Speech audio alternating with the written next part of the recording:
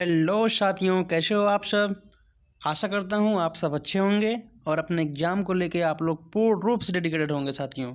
तो आज हम लोग पढ़ेंगे PLL यानी कि फेज लॉक्ड लूप, जो कम्युनिकेशन सिस्टम का बहुत ही इम्पोर्टेंट टॉपिक है दोस्तों। तो दोस्तों देखते हैं आज का हम लोग मोटिवेशनल थॉट क्या है।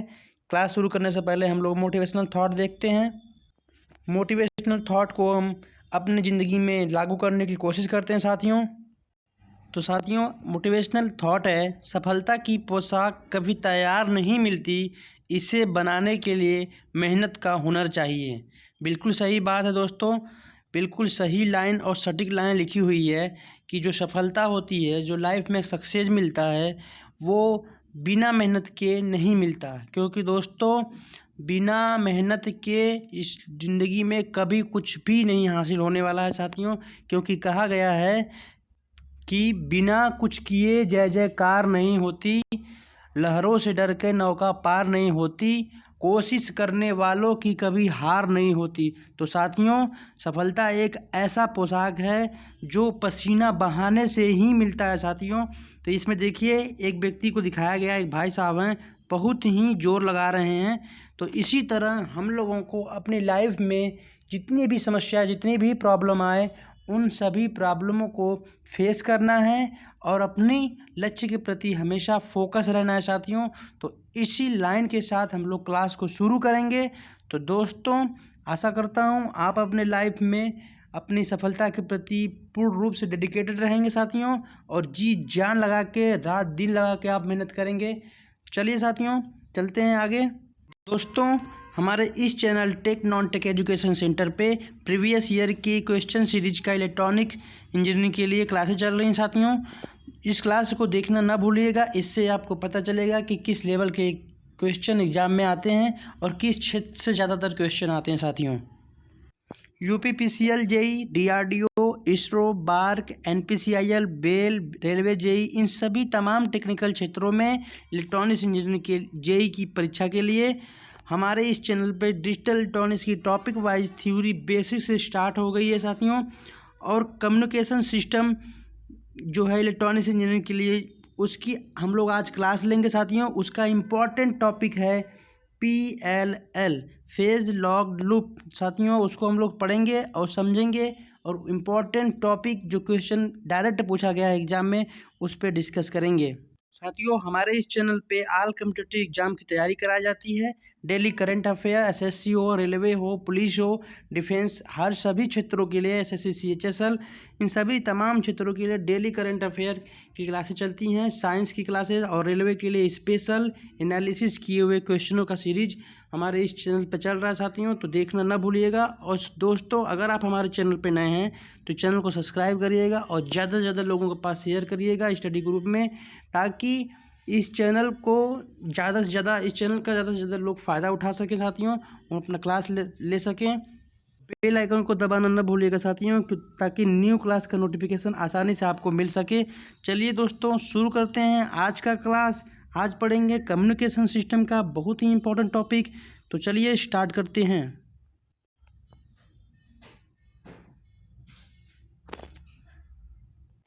दोस्तों कल हम लोगों ने पढ़ा angle modulator and D modulator, और उसमें जितने भी मेथड होते हैं डी मॉड्यूलेशन के और मॉड्यूलेशन के, उन सभी टॉपिकों को हमने अच्छे तरीके से पढ़ा है साथियों। इन सभी टॉपिकों को हमने कल अच्छे तरीके की क्लास में देखा है। तो आशा करता हूं दोस्तों आप लोग उस क्लास को देखे होंगे, नहीं देखे होंगे तो जाके उस क्लास को देखिए, ताकि कम से कम 3-4 क्वेश्चन आपको सिक्योर हो जाए। बहुत ही इंपॉर्टेंट टॉपिक और बहुत ही ट्रिक के माध्यम से हमने पिछले क्लास में इस टॉपिक को डिस्कस किया है। चलिए आज का नया टॉपिक शुरू करते हैं दोस्तों।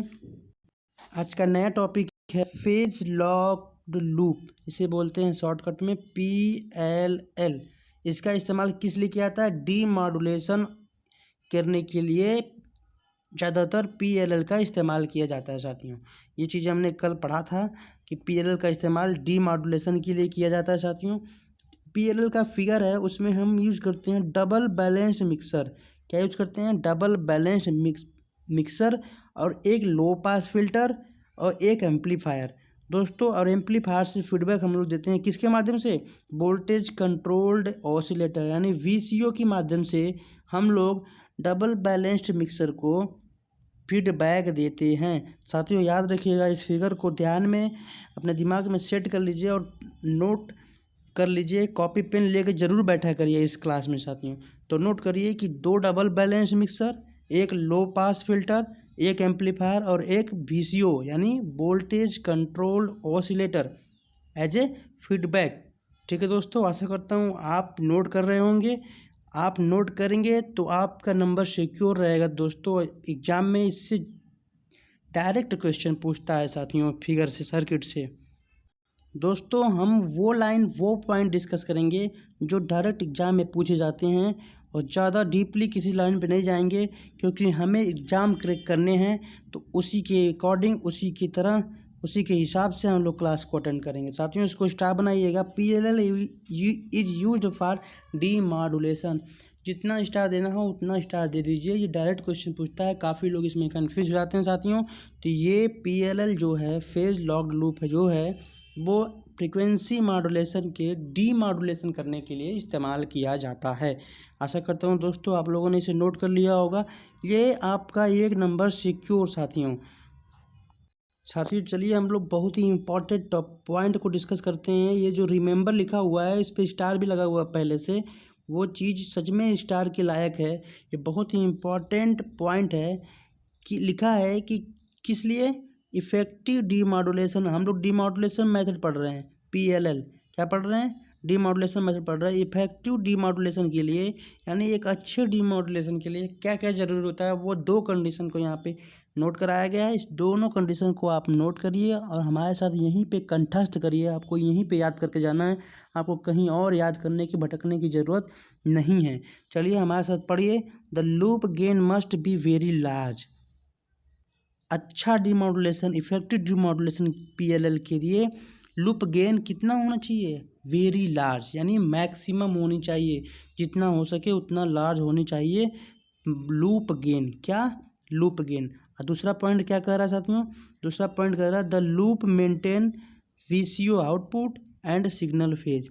लूप क्या मेंटेन करता है, VCO का आउटपुट और सिग्नल का फेज क्या करता है, मेंटेन करता है।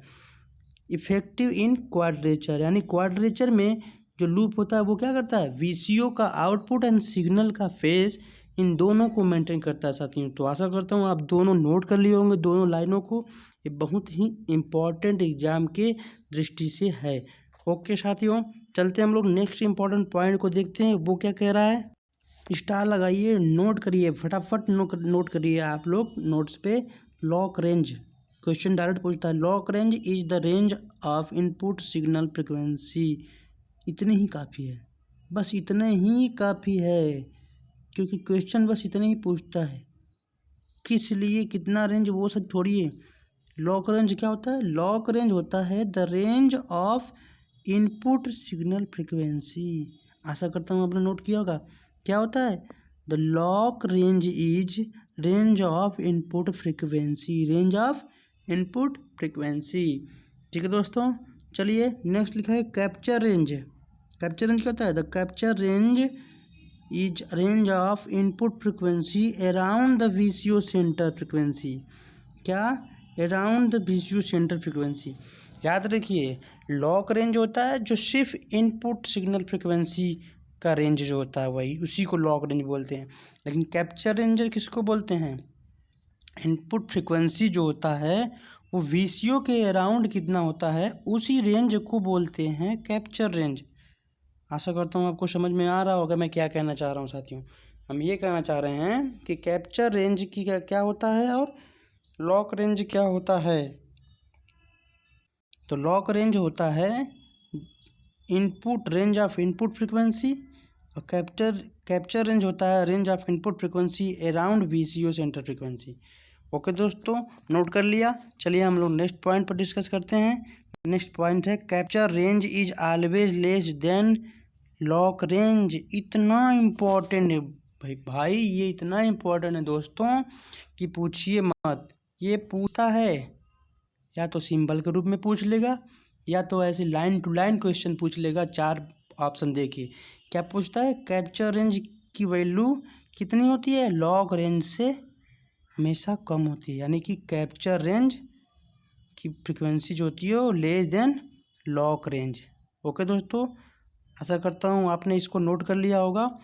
ये इतना इम्पोर्टेंट है कि मैं कह नहीं सकता, इसको मैंने 3-4 बार देखा है अलग अलग एग्जामों में। साथियों इसको नोट करिए फटाक से। और अगला लाइन लिखा हुआ है, अगला लाइन लिखा है, a system can only lock an input and demodulate it if the signal frequency is such then bandwidth frequency.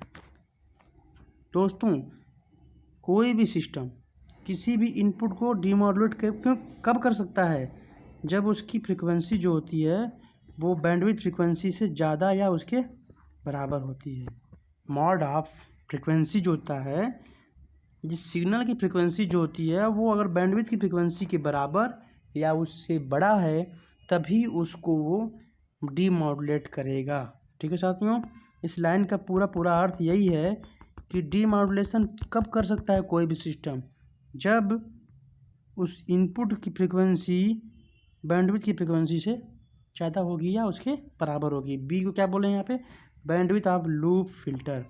किसका बैंडविड्थ है ये, लूप फिल्टर का बैंडविड्थ है। लूप फिल्टर की जो बैंडविड्थ होती है, लूप फिल्टर की जो बैंडविड्थ होती है वो इनपुट सिग्नल की बैंडविड्थ से छोटा रहे या उसके बराबर, यानी कि इनपुट सिग्नल फ्रिक्वेंसी बड़ा होना चाहिए या बराबर होना चाहिए लूप फिल्टर की बैंडविड्थ के अकॉर्डिंग। आशा करता हूँ आपने इसे नोट किया होगा और इसे पूरा समझने की कोशिश किया। बस थोड़ा सा अपने दिमाग का 0.0001% अगर लगाते हैं आप, तो आप 110% गारंटी लेता हूँ कि आप इसको नहीं भूलेंगे और एग्जाम में ज़रूर करके आएंगे साथियों, अगर इससे संबंधित क्वेश्चन आए तो। ठीक है साथियों, कैप्चर रेंज आपने पढ़ लिया जो कि हमेशा कम होता है लॉक रेंज से। आशा करता हूँ आपने इसको अच्छे तरीके से नोट किया होगा और याद किया होगा हमारे साथ। दोस्तों अगला पॉइंट है नॉइज़। आप लोग को स्टार्टिंग में जब बेसिक पढ़ा रहा था तो ये बताया था कि नॉइज़ कहाँ पे ऐड होता है। ये क्वेश्चन है दोस्तों, ये क्वेश्चन पूछा है कि नॉइज़ कहाँ पे ऐड होता है। तो कहाँ पे ऐड होता है दोस्तों, ये 4 ऑप्शन दे देगा, ट्रांसमीटर, चैनल, रिसीवर, मॉड्यूलेटर। नहीं, सिर्फ उसका राइट आंसर है क्या, चैनल में ऐड होता है। हमने ये क्वेश्चन भी कराया है, प्रीवियस ईयर वाले क्वेश्चन सीरीज में आया हुआ है एग्जाम में, और ये हमने बेसिक से शुरू किया था कम्युनिकेशन सिस्टम। पिछले क्लास की वीडियो जाकर देखिएगा। तो हर एक टर्म को, बैंडविड्थ को, मॉड्यूलेशन क्यों करते हैं, मॉड्यूलेशन इंडेक्स क्या है, नॉइज़ क्या है, स्पेक्ट्रम क्या है, फ्रिक्वेंसी क्या है, इन सभी चीज़ों को एकदम बेसिकली, ट्रांसमीटर क्या है, रिसीवर क्या है, इन सभी चीज़ों को बेसिकली हमने उसको डिस्कस किया है। और ये भी बताया है कि जो नॉइज़ होता है वो हमारा चैनल में जाके ऐड होता है। कहाँ ऐड होता है, चैनल में जाके ऐड होता है साथियों। तो आज हम लोग स्टार्ट कर रहे हैं नया टॉपिक, नॉइज़, और कितने टाइप के नॉइज़ होते हैं और उनका क्या प्रभाव पड़ता है जी हर सिग्नल में। ठीक है दोस्तों, चलिए स्टार्ट करते हैं। Noise, any unwanted signal which disturb transmission and reception of signal in communication system. ये तो नॉर्मल भाषा में, आम भाषा में आपको भी समझ में आ गया। ये कह रहा है कि अगर संचार के माध्यम में, संचार के सिस्टम में अगर कोई भी अनवांटेड चीज़, बिना पसंद करने वाला चीज़, जिसकी इच्छा हमें नहीं है, वो अगर आ जाता है, डिस्टर्ब करता है भेजने में इंफॉर्मेशन को या प्राप्त करने में, तो उसे हम लोग नॉइज़ कहते हैं। ठीक है दोस्तों, जो हमें प्रॉब्लम क्रिएट करे, हमारे सिग्नल, ओरिजिनल सिग्नल को डिस्टर्ब करे प्राप्त करने में, रिसीव करने में, उसे ही नॉइज़ कहते हैं। उसे अनवांटेड सिग्नल भी बोल सकते हैं और नॉइज़ बोलते हैं। आशा करता हूँ दोस्तों आपको ये चीज़ तो कंफर्म हो गई कि नॉइज़ क्या होता है। कोई अगर पूछ दिया कि नॉइज़ क्या होता है, अगर आपने नहीं बताया तो बेइज्जती हो जाएगी कि इलेक्ट्रॉनिक्स होते हुए भी आपको नॉइज़ नहीं पता है इलेक्ट्रॉनिक्स की फील्ड में। तो साथियों चलिए हम लोग नॉइज़ कितने प्रकार के होते हैं उसको भी अच्छे तरीके से पढ़ते हैं। नॉइज़ बेसिकली 2 टाइप के हैं। एक हो गया एक्सटर्नल, दूसरा हो गया इंटरनल। ठीक है दोस्तों, एक हो गया एक्सटर्नल, दूसरा हो गया इंटरनल। एक्सटर्नल को हम लोग समझ सकते हैं जैसे atmosphere noise, solar noise, industrial noise. इन तीनों नॉइज़ को तो आप समझ ही रहे होंगे कि एटमॉस्फेयर में जो नॉइज़ होता है, जो हम लोगों के आसपास में नॉइज़ होता है, बाहरी या वातावरण से जो मिलता है वो एटमॉस्फेयर। सोलर नॉइज़ जो होता है जो सोलर द्वारा यानी कि जो ग्रह वगैरह ये सब चीज़ें जो होती हैं इन सभी चीज़ों से, और इंडस्ट्री में जो काम होते हैं उनकी वजह से नॉइज होती है साथियों। तो ये सब नॉर्मल जो नॉइज है वो एटमॉस्फेयर एनवायरनमेंट में पाया जाता है, ये एक्सटर्नल नॉइज के अंतर्गत है। और इंटरनल नॉइज में क्या आएगा? इंटरनल नॉइज में आएगा शॉर्ट नॉइज, रजिस्टर या जॉनसन थर्मल नॉइज। 3 नॉइज इसको, रजिस्टर नॉइज को जॉनसन नॉइज भी बोलेंगे, थर्मल नॉइज भी बोलेंगे, और जो रजिस्टर नॉइज भी बोलेंगे। और एक नॉइज होता है फ्लिकर। क्या होता है? फ्लिकर। तो दोस्तों इन सभी नॉइज को हम लोग अच्छे तरीके से डिस्कस करेंगे। एक्सटर्नल नॉइज के बारे में डिस्कशन नहीं किया जाएगा, हम लोग डिस्कशन करेंगे इंटरनल नॉइज यानी short noise, register noise, Johnson noise, thermal noise और एक फ्लिकर नॉइज। और ये जो हम डिस्कस करेंगे ये दोस्तों, ये प्रत्येक टाइप के सिग्नल एसएसबी हो, डीएसबी हो, एएम एंगल मॉड्यूलेशन में जो फेज मॉड्यूलेशन फ्रीक्वेंसी होती है, फ्रीक्वेंसी मॉड्यूलेशन फ्रीक्वेंसी होती है, इन सभी क्षेत्रों में नॉइज़ का क्या क्या प्रॉब्लम होता है, क्या क्या इफेक्ट होता है, इन सभी चीज़ों को हम लोग डिस्कस करेंगे बहुत ही अच्छे तरीके से साथियों। तो जैसा कि आपको पता है कि क्लास ख़त्म करने से पहले हम लोग एक बार रिवीजन मारते हैं। तो चलिए दोस्तों हम लोग फटाफट रिवीजन मारते हैं, क्या हम लोगों ने क्या पढ़ा, एक बार दिमाग को रिवर्स में ले जाते हैं और अच्छे तरीके से उसको फिर रिवाइज करते हैं साथियों। दोस्तों हम लोगों ने पढ़ा एंगल मॉड्यूलेटर, डी मॉड्यूलेटर, ये पिछले क्लास में पढ़ा था, वीसीओ, डायरेक्ट मेथड और इनडायरेक्ट मेथड और रिएक्टेंस ट्यूब, और ये पीएलएल डी मॉड्यूलेशन में इस्तेमाल किया जाता है। इन सभी चीज़ों को हम लोग पिछले क्लास में पढ़ लिया था। आज की क्लास में क्या पढ़ा है? आज की क्लास में पढ़ा है phase locked loop. Phase lock loop पे सर्किट को समझा हम लोगों ने, दिमाग में इसके फिगर को सेट किया है कि डबल बैलेंस्ड मिक्सर, लो पास फिल्टर, ट्रांसमीटर मतलब एम्पलीफायर और एक वीसीओ यानी वोल्टेज कंट्रोल ऑसिलेटर, ये 3-4 चीज़ें होती हैं इसमें। वो चीज़ों को हमने सेट किया। क्वेश्चन में अगर पूछेगा तो ज़रूर जवाब दीजिएगा, छोड़ के ना आइएगा। 100% कह रहे हैं, आप करके ही आएंगे। पीएलएल का इस्तेमाल क्यों करते हैं ये बनाया हमने स्टार, इसको बोला है बहुत ही इंपॉर्टेंट क्वेश्चन है। पीएलएल फ्रिक्वेंसी मॉड्यूलेशन में डी मॉड्यूलेशन के लिए इस्तेमाल किया जाता है। हम लोगों ने पढ़ा आज ही के दिन क्या पढ़ा? लूप गेन ज़्यादा होना चाहिए, यानी loop gain is must very large. और लूप गेन को क्या मेंटेन करता है? वीसीओ आउटपुट और सिग्नल फेज इफिशिएंसी को मेंटेन करता है। ये चीज़ हमने पढ़ा। लॉक रेंज क्या होता है? Range of input frequency. और कैप्चर रेंज क्या होता है? Range of input frequency around VCO centre frequency. इन चीज़ों को आपने पढ़ा अच्छे तरीके से, इसे आप नोट डाउन भी किया आशा करता हूँ, और आप इसको कंठस्थ कर लेंगे हमारे साथ साथियों। चलिए नेक्स्ट क्या पढ़ा हम लोगों ने? नेक्स्ट पढ़ा capture range is always less than lock range. ये बहुत ही इंपॉर्टेंट टॉपिक हमने भी डिस्कस किया अच्छे तरीके से। फिर उसके बाद जब डीमॉड्यूलेशन कब संभव है? जब सिग्नल फ्रीक्वेंसी जो होता है वो ग्रेटर देन होता है बैंडविड्थ ऑफ लूप फिल्टर दोस्तों। फिर हम लोगों ने पढ़ा effect of noise in communication system. हम लोगों ने नॉइज क्या होता है उसके बारे में अच्छे तरीके से समझा, और एक क्वेश्चन भी बताया हम लोग से, याद रखिए भूलिएगा नहीं। नॉइज हमेशा चैनल में ऐड होता है, ये क्वेश्चन पूछा गया है। नॉइज कितने प्रकार का होता है ये भी पढ़ा हम लोगों ने। 2 प्रकार का होता है, इंटरनल और एक्सटर्नल। एक्सटर्नल को भी समझा, और इंटरनल को हम लोग कल बेसिकली अच्छे तरीके से डिस्कस करेंगे दोस्तों। तो आशा करता हूँ दोस्तों आपको ये वीडियो अच्छी लगी होगी। अगर क्लास अच्छी लगी हुई आपको तो क्लास को ज़रूर लाइक करिएगा और ज़्यादा से ज़्यादा लोगों के पास शेयर करिएगा साथियों। दोस्तों हमारे इस चैनल पर यूपीपीसीएल जेई के लिए ऑल जेई की क्लास चलती है साथियों, डेली क्लास चलती हैं। Digital electronics meaning classes, communication system, इन सभी पर बेसिक ढंग से क्लासेस चलाई जा रही हैं साथियों। और प्रीवियस ईयर के क्वेश्चन सीरीज की क्लासेस कंटिन्यू चल रही हैं, उसे देखना मत भूलिएगा दोस्तों। इससे आपके पढ़ाई में बहुत ही इम्प्रूवमेंट आएगा साथियों। बेसिक कम्युनिकेशन सिस्टम की बेसिक से क्लास देखिए अगर नहीं देखे होंगे साथियों तो। दोस्तों अगर आप हमारे चैनल पर नए हैं तो चैनल को ज़रूर सब्सक्राइब करिएगा और बेल आइकन को ज़रूर दबाइएगा साथियों, ताकि न्यू क्लास का नोटिफिकेशन आपको मिल सके और आप अपनी तैयारी को बेहतर कर सके साथियों। सब्सक्राइब करना न भूलिएगा और ज़्यादा से ज़्यादा लोगों के पास स्टडी ग्रुप में शेयर करिएगा साथियों। चलिए दोस्तों चलते हैं, अब मिलेंगे कल हम लोग बेहतरीन टॉपिक के साथ, बेहतरीन जोश के साथ साथियों। Thanks for watching. धन्यवाद। जय हिंद, जय भारत।